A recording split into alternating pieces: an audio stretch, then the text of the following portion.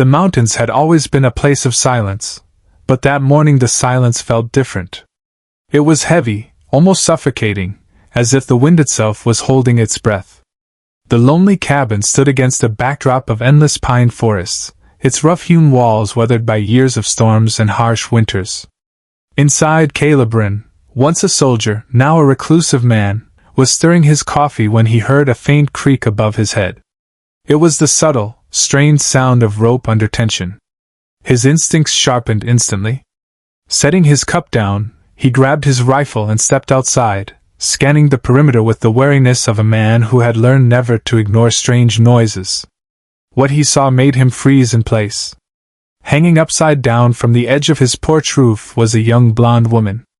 Her hair swayed in the cold morning breeze, her wrists bound tightly, her blouse torn to reveal a crude leather brand pressed into the fabric and scorched into her skin beneath.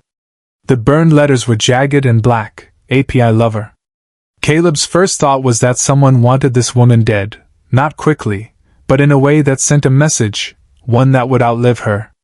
In the wild stretches of New Mexico territory, branding a woman with such words was more than cruelty, it was a death sentence. The tension between settlers and the Apache had been boiling for years, and anyone accused of showing sympathy toward the tribe was cast out, shunned, and often hunted down. Caleb knew this too well. He had seen it happen before, back when he was young, when his own sister had been accused of helping an Apache boy escape a lynching. She never made it back home. The woman's skin was pale from hanging too long, the blood pooling in her head, her breathing shallow. Caleb acted quickly, cutting her down before her body gave way. She fell limp into his arms, light as breath, and he carried her inside. The air around her carried the faint sense of smoke, leather, and fear. He laid her on the bed, wrapping her in blankets, and gave her water drop by drop, coaxing life back into her with patience and care. Hours passed before her eyelids fluttered open. For a brief moment, he saw the glassy blue of her eyes before they drifted closed again. By nightfall, she woke fully, though the look she gave him was not one of gratitude. It was guarded, cautious, the gaze of someone who had been chased for so long that stillness itself had become a threat. Caleb didn't press her with questions. He knew too well that trust was earned slowly, not demanded. Instead, he ladled hot stew into a bowl and placed it in front of her, letting the fire's warmth and the cabin's quiet do the speaking for him. Days turned into weeks, and little by little, fragments of her story began to surface. She spoke sparingly at first, her words halting, but each one hinted at a trail of violence and pursuit that had driven her deep into the wilderness. Caleb listened, never interrupting, the way a man does when he knows that some truths take time to come into the light. It wasn't through words that she told her story, but through the subtle ways her body betrayed it. She would stiffen whenever the faint sound of riders drifted through the pines, her gaze snapping toward the horizon. At dusk, she would sit by the window in silence, her eyes fixed on the darkening tree line, her fists clenched so tightly her knuckles turned white. Over time, Caleb learned more, pieces of a life carved by cruelty. She had been the daughter of a railroad foreman, raised in a town where the Apaches were spoken of as if they were shadows that haunted the edges of civilization, savages, they called them, blamed for stolen cattle, missing children, and every misfortune that could not be explained. But while others saw only enemies, she saw people. Years earlier, she had nursed a wounded Apache boy back to health in secret, tending to his injuries and giving him food and water until he was strong enough to return to his people. For a long time, no one knew. The truth might have stayed buried forever, until someone found out. The punishment had been swift and merciless. It wasn't strangers who had branded her, it was her own townsfolk. They had accused her of betraying her kind, of siding with the enemy, and for that, they had tied her, beaten her, and dragged her into the mountains as a warning to anyone else who dared to cross the line. Her presence on Caleb's roof had not been a coincidence. It was a message meant for her and for him. Caleb understood the meaning too well. Once, he had served in the army units tasked with dealing with the Apache, but he had left in disgust after witnessing too much needless bloodshed. Now, those who wanted her dead also wanted to remind him that his past could be used against him. Keeping her there was dangerous, word would spread, and men would come, not to talk but to kill. And yet, every day, Caleb found himself more certain that he could not send her away. There was something unspoken between them, a shared recognition of what it meant to be marked by the cruelty of others, to carry a brand that could not be seen but was just as permanent. When the first snow began to fall, trouble found them. 3 riders appeared on the trail, their coats dusted white, rifles gleaming in the pale light.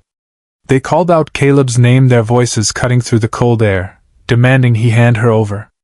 Inside, the woman stood just behind the door, her fists trembling, her breathing shallow but steady. Caleb turned to her, his voice low and urgent, telling her to slip out the back, to follow the creek until she reached the old mine. But she shook her head. She wasn't going to run again. The confrontation came fast and sharp. Caleb's rifle roared in the thin mountain air, the sound echoing off the ridges and sending the riders scattering. One bullet found its mark, not in them, but in him, grazing his side and drawing a line of fire across his ribs. He staggered back toward the cabin, his breath hitching, and before he could speak, she was there. With strength born of desperation, she dragged him inside and slammed the door shut, dropping the heavy bar into place. The wind howled outside, the snow swirled, and in that moment, Caleb knew the fight was far from over. But for now, the door held, and so did they. Her fists were trembling, her breath shallow but controlled. Caleb's voice was low and urgent as he told her to run out the back, to follow the creek until she reached the old mine, where she could hide until the danger passed. But she shook her head, her jaw tightening. She wasn't going to run again. The decision was final, and in that brief, defiant glance, Caleb understood. Whatever had chased her all this way had taken enough from her. She would not surrender one more step. The confrontation was fast and brutal. Caleb's rifle thundered in the thin mountain air, the echoes rolling across the ridges and scattering the riders like startled wolves. But not before one shot found its mark, grazing his side and searing a line of pain across his ribs. He stumbled back, clutching the wound, but before he could recover, she was there, catching his arm, dragging him toward the cabin with a strength that surprised him. She slammed the door shut and dropped the heavy bar into place, the thud echoing in the quiet room. Without hesitation, she tore strips from her own clothing to bind the wound, her hands steady even as her voice cracked with emotion. They stayed like that for hours, listening for the sound of hoofbeats fading into the distance, the firelight flickering across their tense faces. By the time spring arrived, the world outside the cabin had shifted. The riders never returned.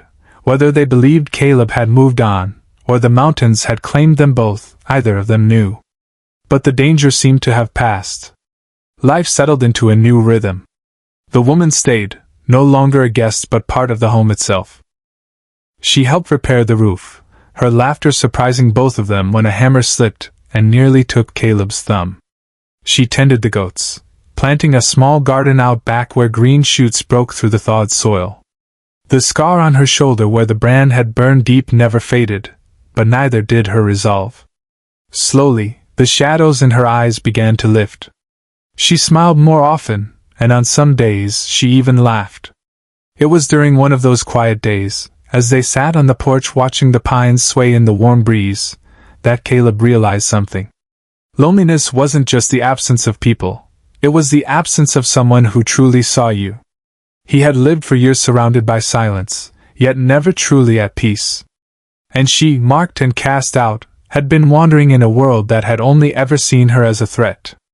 Both of them had been outcasts, scarred in different ways but bound by the same truth. They had been judged by the cruelty of others, yet still endured. Together, they found something neither had dared to hope for again. Peace. It wasn't the kind that came from safety or certainty, but the kind born from knowing you were no longer alone in the fight.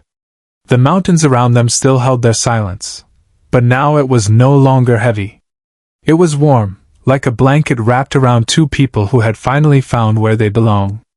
And for the first time in years, Caleb didn't just hear the wind, he breathed with it.